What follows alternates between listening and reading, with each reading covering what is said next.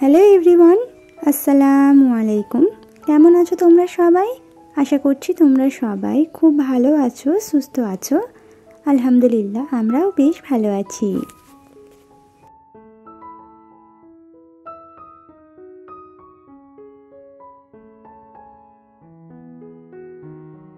তো একটা মেয়ে চাইলে একটা অগোছালো সংসারকেও কিন্তু সাজিয়ে গুছিয়ে নিতে পারে, আবার একটা মেয়ে চাইলেই কিন্তু একটা সাজানো গোছানো সংসারকেও ভেঙে চুরমার করে দিতে পারে। তো কথাটা কেন বলছি, ভিডিওটা শেষ পর্যন্ত দেখতে থাকো, তাহলেই তোমাদের এই সম্বন্ধিত অনেক কথাই বলবো।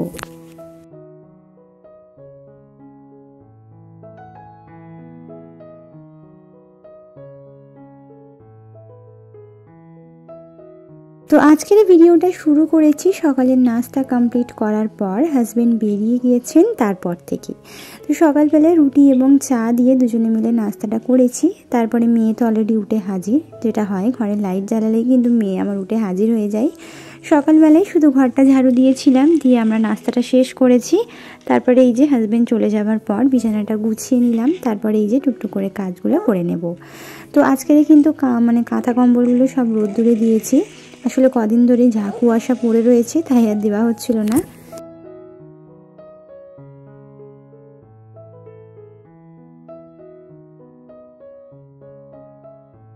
তো সকালবেলায় তাড়াহুড়ো করে ঘরটা ঝাড় দিতে পারি, তো সেটা খুবই আর কি তাড়াহুড়ো করে, আর তাড়াহুড়োর কাজ কিন্তু কখনোই ভালো হয় না।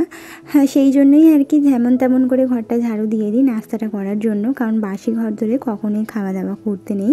এটাই আমি আর কি শুনে আসছি সংসার জীবনে আসার আগে থেকে, আমি বিয়ের আগে থেকে এটা শুনে আসছি যে বাসি ঘর ধরে কখনোই খাওয়া দাওয়া করতে নেই। তাই আমি যেমন তেমন করে পারি ঘরটুকুনি ঝাড়ু দিয়ে নিয়ে তারপরে কিন্তু আমরা নাস্তাটা শেষ করি। আর যেদিন অনেকখানি সময় পাই সেদিন ঘর, দালান, রান্নাঘর পুরোটাই ঝাড় দিয়ে নিই। আর রান্নাঘর আর ঘরটুকু শুধু ঝাড় দিই, রান্নাঘরে তো নাস্তাটা রেডি করতে যাওয়ার আগে।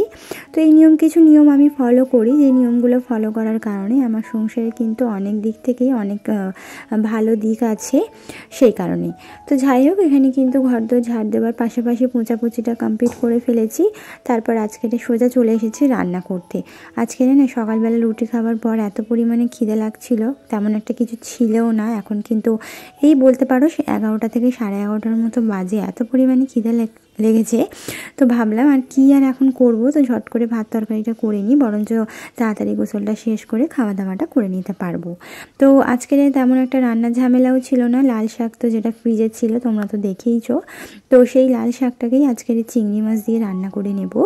আর আমি এক পদেই এখন খাচ্ছি, মানে বিয়ের আগে কখনোই এক পদে খাওয়া হতো না। বিয়ের আগে আমার বাপের বাড়িতে 2 থেকে 3 রকমের তরকারি তো হবেই হবে, কারণ আমরা অনেকগুলো মানুষ ছিলাম। তো এক একজনের এক এক রকম পছন্দ, কেউ আবার সবজি খাবে না, আবার কেউ মাংস খাবে না। তো এরকম ধরনের করে করে 2 থেকে 3 রকমের রান্না বান্না হয়। আর আমার যেহেতু খুবই অল্প স্বল্প সংসার, এখানে তো আর এমন কেউ বলার নেই যে এটা খাবো না ওটা খাবো না। মেয়ে বড় হলে কি করবে বলতে পারবো না, তবে এই মুহূর্তে সে যেহেতু এখন খুবই ছোট, ওকে যেটাই দিই সেটাই খেয়ে নেয়। তো বড় হলে কি করবে সেটা তো বলতে পারছি না। তো সেই জন্য এক পদে খেয়ে নিতে আমার কোনো সমস্যা হয় না, যেহেতু হাজব্যান্ডও দুপুরে খাবে না। যত বেশি ঝামেলা করবো আমাকে নিজেকেই তো করতে হবে, মানে আমি যদি 2টো তরকারিও করি তাহলে আমাকে নিজেকেই রান্না করতে হবে। এই আলসেমির জন্যই একটা করে তরকারি করে নিই, আর রাতের বেলা কিছু একটা করে নিই। এতে করে কি হয় বলো তো, আমারই নিজের একটু খাটনিটা কমে যায়। রাত্রিবেলা হাজব্যান্ড খাবে, তো সেই জন্য রাতেরবেলা কিছু একটা গরম গরম বানিয়ে দেওয়ার চেষ্টা করি। আর এমনিতেই শীতের দিনে গরম গরম জিনিস খেতে তো বেশ ভালোই লাগে।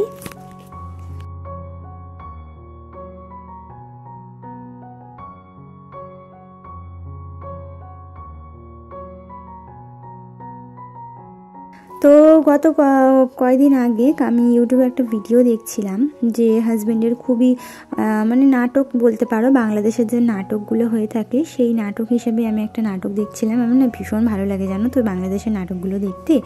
তো সেই নাটকে আমি ভীষণভাবে দেখি, আমার ভীষণ পছন্দ হয়। তো সেরকমই একটা নাটক আমি দেখছিলাম এই সংসার জীবন নিয়ে। তো সেই নাটকটা আমার এত পরিমাণে পছন্দ হয়, ভাবলাম সেই বিষয়েই তোমাদের সঙ্গে একটু আমি আলোচনা করব গত ভিডিওতে।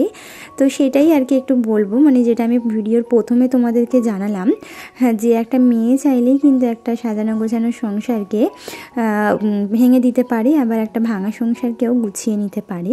এই কথার বলার ওইটাই কারণ, আমি বাংলাদেশে যে নাটকটা দেখেছিলাম, মানে স্বামী এবং সংসার নিয়ে ভীষণ মেয়েটা খুশি ছিল, জানো তো, এত পরিমাণে খুশি ছিল তোমাদেরকে বলে বোঝাতে পারবো না। বাট হঠাৎ করে যে ঘরের গৃহিণীটার বা মেয়েটার কি হয়, মাথার মধ্যে ভূত জাগে যে ওর অনেক টাকা পয়সা লাগবে, এইভাবে সংসার করা যায় না, তো অনেক টাকা পয়সার প্রয়োজন। হ্যাঁ, তো সেই জন্য আর কি ও আর কি সবসময় এটাই স্বামীকে খোঁটা দিত যে তুমি এইরকম অল্প রোজগার করছো, আমি কিছু চাইলে তুমি আমাকে দিতে পারো না। হ্যাঁ, তবে একটা দিক থেকে কি দুজনে খুব ভালো ছিল, মানে হাসি খুশি আনন্দে ছিল, এটুকু বলতে পারি। হয়তো তাদের কাছে টাকা পয়সার কমই ছিল, বাট তার স্বামীটা এত পরিমাণে ভালো, এত পরিমাণে ভালোবাসতো, তোমরা জাস্ট ভাবতে পারবে না। তো যাই হোক, এখানে কিন্তু অনেকটাই বকবক করছি, আর বকবকটা তো করছি ভালোর জন্যই করছি, তোমাদের সাথে একটু শেয়ার করবো বলেই করছি। তো হ্যাঁ, তারপরে বলি, তো এরকম মোটামুটি বলতে পারো যে খুবই দুজনে সুখে ছিল। হঠাৎ করেই বউটার মাথায় ভূতটা চাপে যে আমাদের অল্প রোজগারে বা আমার নিজের কোনো শখ পূরণ হচ্ছে না, আমি নিজে কোনো কেনাকাটা করতে পারছি না, হ্যাঁ, এইভাবে কি থাকা যায়, এইভাবে কি চলা যায়? তো রাস্তার মধ্যে হাঁটাচলা করতে করতে হঠাৎ করে ওর একটা বন্ধুর সঙ্গে দেখা হয়। বন্ধুটা ডিভোর্সি, অর্থাৎ একবার ডিভোর্স হয়ে গেছে, আর মেয়েটার অনেকটাই টাকা পয়সা, মানে ওর যে বন্ধু মেয়েটা আছে তার অনেক টাকা পয়সা। সে কথায় কথায় বলে যে আমাকে যে বিয়ে করবে, আমার যেহেতু স্বামী মারা যাবার পর ওনার স্বামী, মানে প্রথম স্বামীর অনেক জায়গা সম্পত্তি, তো সেই সম্পত্তিটা পুরোটাই কিন্তু ওর নামে হয়ে যায়, মানে মারা যাবার পর। তো ও বলছে যে আমার যে নেক্সট স্বামী হবে বা যে দ্বিতীয় স্বামী হবে, যে আমাকে বিয়ে করবে, এই বড় বাড়িটা, একটা খুব বড় প্রাসাদ টাইপসের বাড়ি দেখায়, যে এই বাড়ির সাথে 10 লক্ষ টাকা কিন্তু সে পাবে। তো ব্যাস, এটা শোনার পরেই মেয়েটার মাথায় ভূত চেপে গেল যে হ্যাঁ সত্যি, তাহলে এক কাজ করা যায়, আমার বরের সঙ্গে যদি ওর বিয়ে দিয়ে দিই, তাহলে কিন্তু এই 10 লক্ষ টাকার এই বাড়িটা কিন্তু আমরা পেয়ে যাব। মানে ভাবতে পারছো? তো এই বলে বরকে, মানে যখন প্রথম প্রস্তাবটা দেয়, সে তো মানে কোনোভাবেই রাজিই নয়, ঠিক আছে, কোনোভাবে এটা রাজি হচ্ছিল না যে এটা কী করে সম্ভব, তোমার কি মাথা পাতা খারাপ হয়ে গেছে নাকি, তুমি নিজে থেকে এরকমভাবে আমাকে বিক্রি করতে চাইছো, এটা কি করে হয়? তো এই বলে খাওয়া দাওয়া একেবারে বন্ধ করে দেয়, কিছুতেই কথা শুনবে না, জেদ ধরে বসে আছে যে না, তোমাকে বিয়ে করতেই হবে, তুমি কি চাইছো না আমি ভালো থাকি, আমার শখ পূরণ হবে, তুমি কি এটা চাইছো না? তুমি যদি চাও তাহলে তুমি বিয়েটা করবে। তো এই বলে খুব কষ্ট করে রাজি করালো, করার পর কিন্তু বিয়েটা হয়ে গেল ফাইনালি। হওয়ার পরে এবারে ছেলেটা এবং ওরা দুজনে খুব সুখে থাকতে রইলো, একে আলাদা করে দিল, যেহেতু ওর সঙ্গে বিয়ে হয়ে গেছে, কিছুদিন পর আবার ওরা মানিয়ে গুছিয়ে নিয়েছে নতুন বউটার সঙ্গে, আর একে একেবারেই পর করে দিয়েছে। এগুলো দেখে এবার আস্তে আস্তে জেলেস ফিল করছে, টাকা পয়সা তো পেলো, তবে কিছুদিন পরও বুঝতে পারলো যে টাকা পয়সাটা আসলেই কোনো সুখ নয়। যখন ও বুঝতে পারলো যে আমার স্বামীটা আমার কাছে নেই, আমার কাছে আমি পাচ্ছি না, ওর সঙ্গে হাসি ঠাট্টা করছে, মজা করছে, ওর সঙ্গে থাকছি, আমার সঙ্গে থাকছে না, তখন ব্যাপারটা বুঝতে পারলো যে আসলে কিন্তু টাকা পয়সাই সব কিছু নয়, জীবনে বাঁচতে গেলে সব থেকে যেটা বেশি প্রয়োজন সেটা হচ্ছে ভালোবাসা।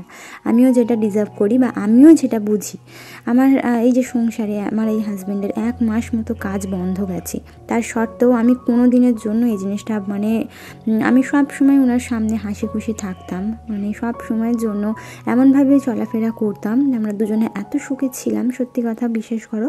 হয়তো আমাদের কাছে টাকা পয়সা ছিল না, এই 1 মাস কাজ বন্ধ গেছে, আমরা খুব অভাবের মধ্যে দিয়ে কাটিয়েছি, আমাদের তেমন একটা আমরা খাওয়া দাওয়া করতে পারিনি, হয়তো মাছ মাংস তেমন একটা কিনে খেতে পারিনি, তবে যতটুকু খেয়েছি, যা খেয়েছি তার মধ্যে না একটা অন্য লেভেলের ভালোবাসা, আর সব থেকে বড় যেটা ছিল সেটা হচ্ছে শান্তি।